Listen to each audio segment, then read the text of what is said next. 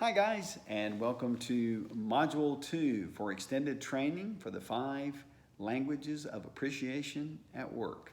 I'm Dr. Boomer Brown with Doing Good at Work, and thank you for reading today's module, for watching this short video, and most importantly, for applying these principles and truths in your workplace every day.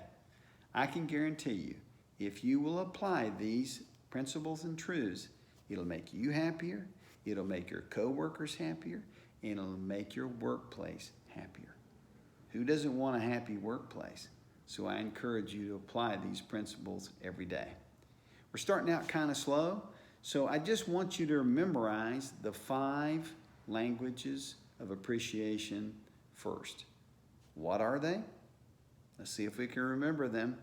There are words of affirmation, there's tangible gifts, there's acts of service, there's quality time, and there's physical touch. Once you have memorized these 5, then take some time to look at each one and pick out a definition, your definition of expressions. How can you express these 5 to your coworkers? How do you like to receive expressions of these? Words of affirmation, pretty easy. It's either words coming out of my mouth, it's words being written by hand. It's the usage of words, whether it's in social media, it's in a video, it's in a handwritten note, it's in an email, it's a public display. Tangible gifts. These are gifts of value, not necessarily expensive gifts, but they demonstrate that I took some time or I thought about what I chose as a gift before I gave it. Not many people need another coffee mug or a pen, but most people would not turn away tickets to a movie, a sporting event, concerts, gift certificates to good restaurants. These are valuable things that demonstrate value when you give them as gifts. You know, when you think about quality time, what you're doing is actually spending quality time with the person, and you're listening. You're paying attention. You're not being interrupted by your cell phone or other conversations or other electronic devices. You're giving them their undivided attention, and you're saying to them, I value you highly. I appreciate you. Quality time is really important to a lot of people. Acts of service, these are things that you do to help people.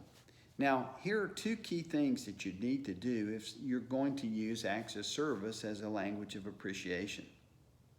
Always ask the person how you can help them first. Don't assume that you know what you need to help with. Ask them so they tell you exactly what they would like you to do. Second thing is to make sure you tell them how much time you have to do it, because they may think you're going to be there helping them all day, when you really only have about 30 minutes. You'll learn more about this later when we get into each one of these individual expressions. The last one is physical touch.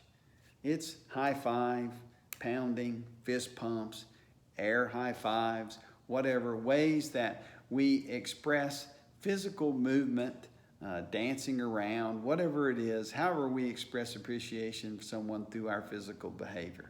So those are the 5, and those are some of the ways that I think about how I like for them to be expressed to me. Now here's what's important. If you have completed your MBA, and if you hadn't, I encourage you to do that as soon as possible.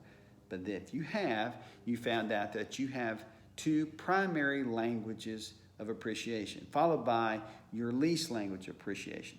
Now, as I told you during the initial training, we generally always share appreciation to someone else through our lenses.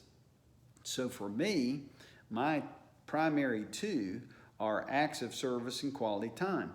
So a lot of times I'm trying to do acts of service to other people and give them quality time when their language of appreciation may be one of the other 3. So I need to be cognizantly aware of what their languages are, or the ways that they like to be expressed appreciation or to receive appreciation, and I need to be careful to do it to them in a way that's acceptable to them. and I hope that I can explain to them what is acceptable way to me. This way we're working together in tandem. This is what makes the 5 languages of appreciation work well in the workplace. So take some time. If you haven't completed your MBA, please do that this week. Second, memorize the 5 languages. And third, figure out what your definitions, what your expressions are.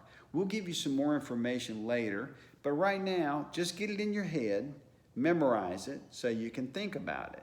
Go back and review your MBA and take a look at what yours are. And write down some thoughts about how you like appreciation to be expressed to you. Then, as I'll encourage you later, think about some of the coworkers that you work with and how you think they might like expressions of appreciation be shown to them. We're going to talk more about them a little bit later when we get into the second half of our training. But for now, that's your assignment this week. Go out there and express appreciation to people the best you can. You don't have to be an expert at it. It's just fun, caring about people, sharing with people, and genuinely appreciating who they are, because everyone in the workplace wants to be valued and appreciated. Thanks for stopping by and listening to me for Module 2. Tune in next week for Module number 3. Until then, I appreciate you. Have a great day, and I look forward to seeing you soon.